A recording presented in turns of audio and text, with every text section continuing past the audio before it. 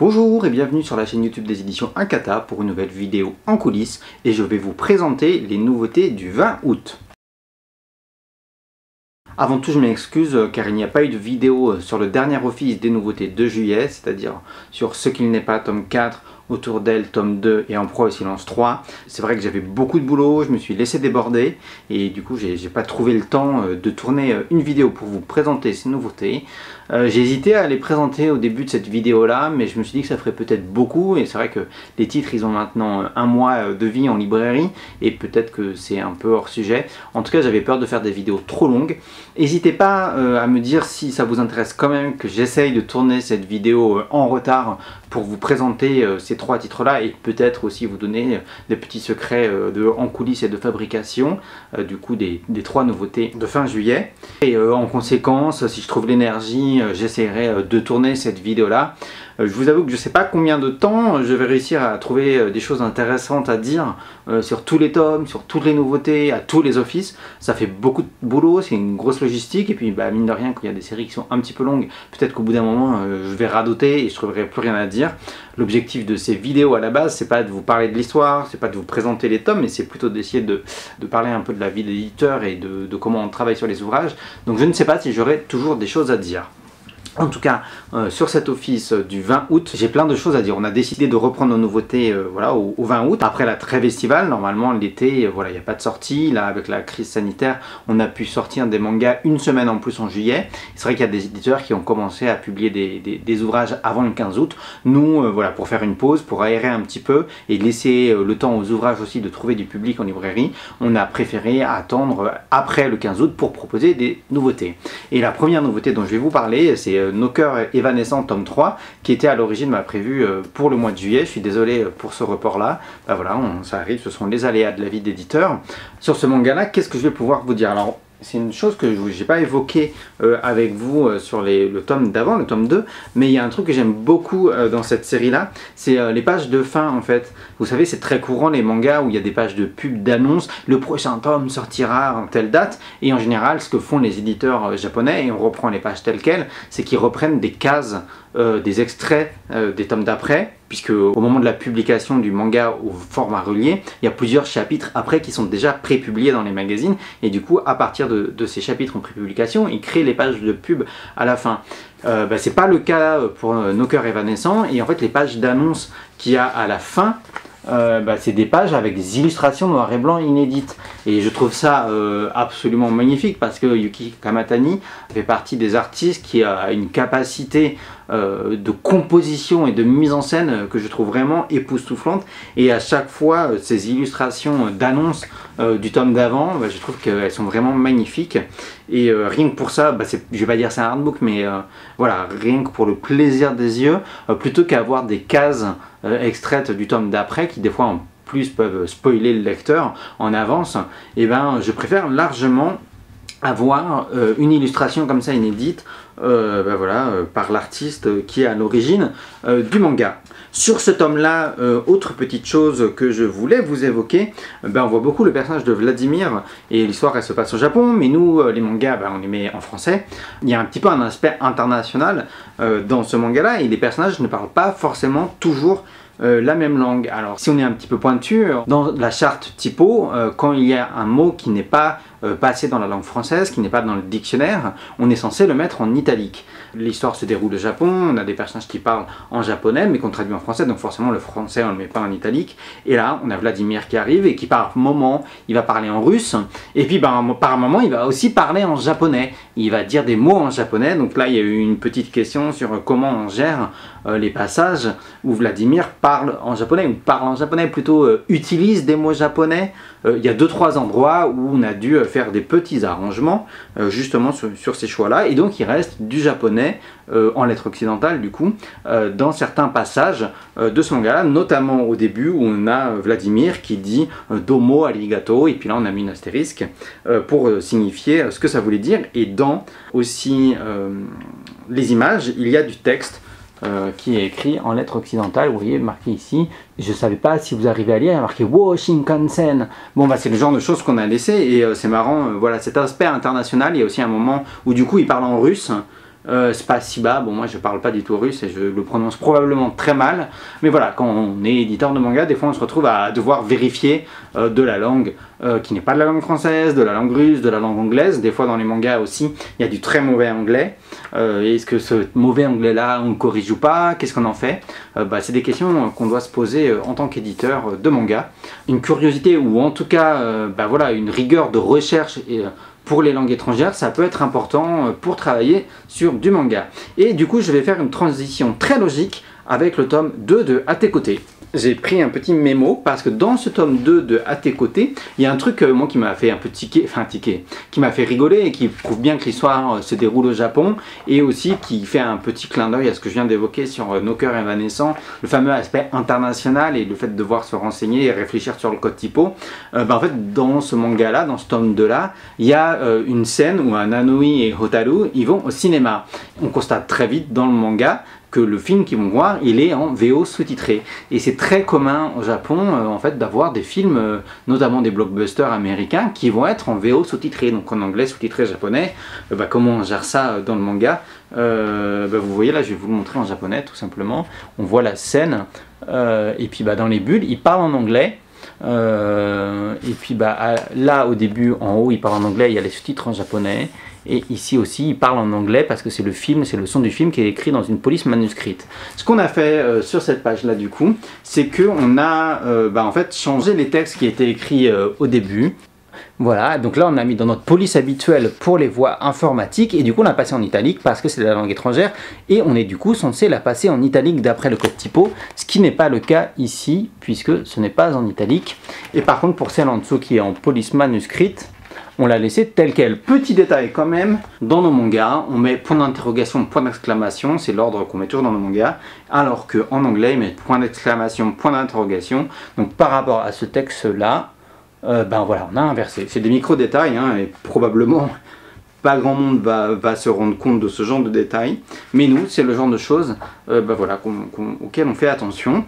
Et puis évidemment, on a mis pour le coup le sous-titre en français, donc en japonais, c'était en japonais, et là on l'a rajouté comme s'il était dans l'image sous le film, sous-titré, qu'ils ont été voir. C'est un micro-détail voilà, qui faisait un petit clin d'œil aussi par rapport à ce qui se passe dans Nos cœurs évanescents, et je trouvais ça marrant, voilà, cet aspect international et utilisation des langues étrangères dans les mangas, comment on gère ça quand on les traduit. J'en profite, puisque je parle de Megumi Morino avec À tes côtés, pour évoquer justement très vite l'histoire courte d'Opt Me qu'on vient de proposer au format numérique. Je ne vais pas revenir sur le travail de Megumi Morino. Ce qui m'intéresse beaucoup, moi, en tant qu'éditeur, dans la manière de faire la publicité, entre guillemets, de faire parler des livres, c'est vraiment d'accorder plus d'importance au fond qu'à la forme. Et voilà, parfois, pour faire la publicité, on doit prendre des publicités sur Internet, sur des sites web, sur les réseaux sociaux, dans des magazines. Et voilà, on dépense de l'argent pour donner de la visibilité à un ouvrage. Et ce qui m'intéresse beaucoup, proposer d'Opt Me au format numérique, c'est aussi une manière de faire parler de Megumi Morino et donc de faire parler de À tes côtés. Donc voilà, je trouve que c'est une manière qui a du sens de faire de la publicité, de faire parler. Et c'est pas pour rien qu'on publie d'Opt Me en même temps que le tome 2 de À tes côtés. C'est pour essayer de trouver des manières originales et qui ont du sens et du fond de parler des ouvrages et des artistes. Je vais continuer avec le tome 3 de Don't Fake Your Smile. Je vais pas avoir forcément beaucoup de choses à dire d'un point de vue secret de création, de fabrication. Simplement, juste pour l'anecdote, quand l'ouvrage il est arrivé au bureau, il y a eu des commentaires de l'équipe genre oh, il est vraiment très vert. Et on s'est demandé s'il y avait déjà eu des couvertures de manga qui étaient aussi vertes. Voilà, le débat est ouvert. Est-ce qu'il y a des couvertures de manga qui ont été aussi vertes? Moi je trouve ça en tout cas magnifique. Je suis très content du rendu de cette couverture là, même si le personnage en couverture n'est pas un personnage très sympathique. Et voilà, la chose que je voulais évoquer avec Don't Fake Your Smile, plutôt qu'un secret de création, c'est plutôt les coulisses de la vie d'éditeur, donc là en l'occurrence de moi et de mon rapport à cette série là. C'est j'ai lu il n'y a pas très longtemps l'avant-dernier chapitre du manga parce qu'il va s'achever au tome 9 et le prochain chapitre, la pré-publication au Japon elle est assez imminente. Je pense que le moment où la vidéo sera en ligne, on sera à quelques jours de pouvoir le lire. Et voilà, quand on est sur des séries comme ça, ou bah voilà, sur des sujets compliqués, hein, puisqu'on parle d'une jeune fille qui s'est fait agresser, il y a plein de choses qu'on ne sait pas, et il y a toujours la question jusqu'où les auteurs et les autrices vont être capables d'assumer un propos. Voilà, c'était un peu dans le cas avec A Romantic Love Story, on a signé la série, on n'était pas sûr de la conclusion de l'histoire. Alors après, je peux vous rassurer, quand on a choisi le titre de la série, on connaissait la conclusion de l'histoire, on n'a pas fait n'importe quoi, mais du coup, quand je lisais A Romantic Love Story en japonais, j'étais un peu, à chaque nouveau chapitre, j'étais genre un peu stressé ou excité. Enfin voilà, j'espérais vraiment que la série elle serait à la hauteur de ce que j'espérais, des espoirs que je mettrais dedans et de l'ambition enfin voilà, de tout ce que je pouvais avoir vu dans les premiers tomes. C'est vrai qu'une conclusion, elle peut trahir des fois le lecteur. Moi j'ai sur 2-3 séries que j'avais beaucoup aimé, bah voilà, des conclusions qui m'ont un petit peu déçu. Et ben voilà, sur un Romantic Love Story, la conclusion elle m'avait vraiment satisfait. Et voilà, sur Don't Fake Your Smile, moi j'avais tout le long de la série, hein, je vous ai déjà expliqué tout ça, j'ai eu un gros coup de cœur sur cette série-là, j'ai vraiment dévoré, j'ai trouvé ça ultra pertinent, ultra bien raconté, ça détourne plein de choses, ça met les pieds dans le plat à plein de sujets. Bon d'ailleurs ce tome 3 met les pieds dans le plat sur ce qu'on appelle le kabedon, donc vous savez le fameux plaquage contre les murs, et sur les baisers forcés dans les shoujo manga et comment en fait c'est pas du tout romantique. Donc ça, super sujet, super tome. Et voilà, donc là, à partir du moment où on a signé la série, à chaque chapitre, à chaque tome, c'est toujours un peu l'angoisse. Est-ce que la série va me décevoir? Est-ce qu'on va pouvoir l'assumer fièrement jusqu'à la fin? Jusqu'à quel point on va pouvoir axer notre communication? C'est toujours un peu l'angoisse ou l'inquiétude. Il y a des fois des auteurs, on leur fait complètement confiance et on sait que ça va aller. Ben voilà, des auteurs comme Tagame, ils maîtrisent son sujet. Quand on signe A Colorful Days, on sait très bien que ça va être pertinent. Ben voilà, sur Don't Fake Your Smile, on ne savait pas encore jusqu'où allait aller la dessinatrice, jusqu'où elle allait assumer son propos. En l'occurrence, quand on a signé la série, il y avait déjà largement plus que 3 tomes et on avait déjà vu la maîtrise des sujets compliqués qu'elle abordait et comment jamais voilà, elle dérapait. Là, n'empêche que on arrive à la conclusion de la série et pour moi, c'est vraiment les montagnes russes émotionnelles.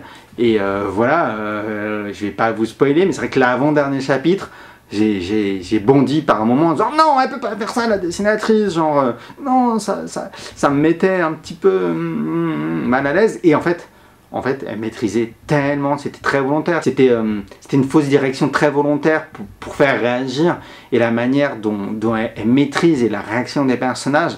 En fait dans le bureau, ils m'ont entendu faire un espèce de râle de plaisir, je crois que j'ai fait un bruit genre trop bien, enfin parce que j'étais vraiment satisfait et voilà de quelques bulles qui viennent taper fort pour dire ce qui est important à dire.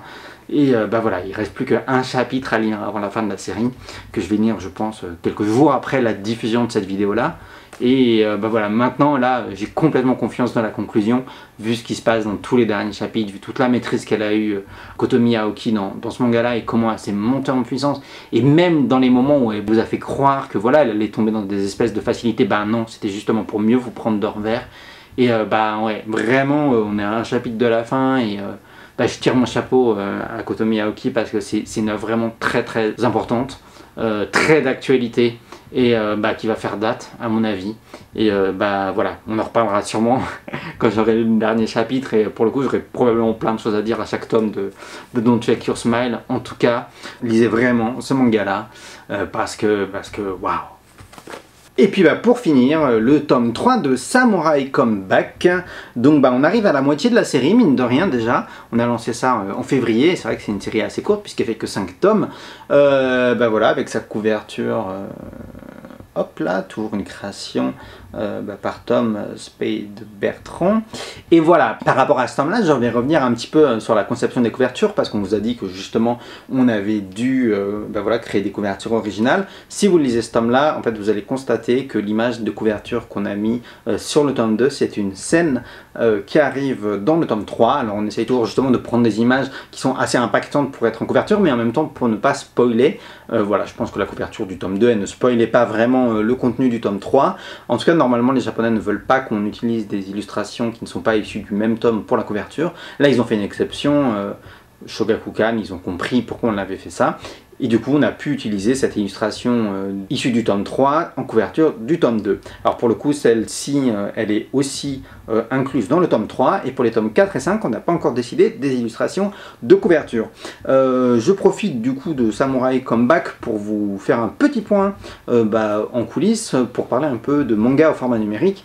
Il faut que vous sachiez que certains éditeurs japonais, quand on fait des mangas au format numérique, nous demandent de vérifier l'intégralité voilà, des EPUB pour voir si on est bien numérisé, si les images sont propres, si ça ne fait pas des moirages, etc. Donc voilà, on doit toujours faire attention à ce que les EPUB soient propres et lisibles et agréables à lire, et ça c'est tant mieux.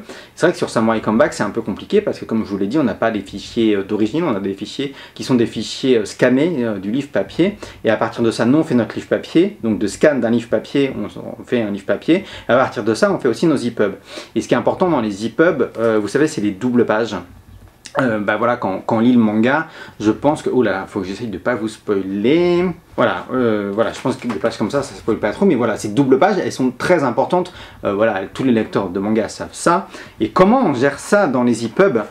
C'est compliqué parce que pour que les doubles pages elles soient à peu près raccord au format papier, comme il y a la reliure, en fait on met un petit décalage, c'est-à-dire que l'image ne se continue pas vraiment sur les deux pages parce qu'on tient compte qu'il y a une reliure, et pour qu'il y ait une espèce de continuité au niveau de l'œil, on fait un petit décalage sur la gauche et sur la droite, et en fait l'image est un peu décalée au centre. Ça vous pouvez pas le voir à moins que vous écartiez complètement les livres en général. Et sur cette série là spécifiquement, comme on travaille avec un livre découpé japonais scanné, et c'est ça qui nous est envoyé par le Japon, en fait ce décalage on l'a déjà dans les fichiers qu'on a. Donc ce décalage plus le décalage qu'on va mettre, voilà, c'est un peu compliqué. Et en fait quand on fait des EPUB, ce fameux décalage là, on l'enlève pour que justement les images soient bien raccord, parce que si vous lisez sur une tablette ou sur un écran, des fois votre double page, voilà, vous n'avez pas de reliure, donc vous allez jusqu'à l'intérieur, et pour que ça soit bien raccord, il faut mettre une planche qui se continue. Mais le problème c'est que très souvent, les Japonais, ils ne dessinent pas sur une planche qui continue parce qu'ils savent ce truc de reliure, et en plus ils dessinent sur une page en format standard et ils doivent en mettre deux à côté, et donc très souvent les dessins des Japonais eux-mêmes ne se relient pas parfaitement et les traits sont pas raccords. Et pour gérer ça en numérique, et pour pas que le dessin soit tranché au milieu d'une manière non continue, en fait pareil, on met une petite ligne blanche au milieu pour avoir un effet trompe-l'œil qui donne l'impression qu'en fait l'image se continue. Alors elle se continue pas de facto puisqu'il y a un trait vertical au milieu, mais en fait les traits on essaye de les caler pour faire comme si tout était aligné. Et en fait quand vous voyez ce trait blanc au milieu des EPUB, ça signifie que le dessinateur a dessiné sur deux planches séparées et que du coup il a tenu lui-même en compte ce décalage qu'il faudra dans sa version au format papier. Et bien voilà, je vais m'arrêter là pour cette vidéo de présentation des nouveautés du 20 août. J'espère que ça vous a plu, j'espère que ça vous a intéressé. Voilà, comme je vous l'ai déjà dit, je ne sais pas combien de temps je vais réussir à raconter des choses intéressantes sur tous les tomes, à toutes les sorties, à toutes les nouveautés. En tout cas là, on reprend très clairement avec un planning très chargé voilà, pour la fin de l'été et la rentrée scolaire. Vraiment, on a plein de mangas qui vont sortir, donc on va avoir beaucoup de vidéos pendant un moment. Voilà, donc n'hésitez pas à réagir, à me dire qu'est-ce qui vous plaît, qu'est-ce qui vous intéresse dans ces vidéos. On va aussi essayer de vous préparer d'autres vidéos en coulisses où on rencontre des personnes comme des graphistes, des traducteurs, etc. Voilà. Et bien, je vais vous laisser là. N'hésitez pas à commenter, à nous dire ce que vous voulez. Si vous voulez que je rattrape mon retard sur les nouveautés du mois de juillet, n'hésitez pas à partager, à mettre des pouces bleus. Et puis, je vous dis à dans une semaine pour une prochaine vidéo.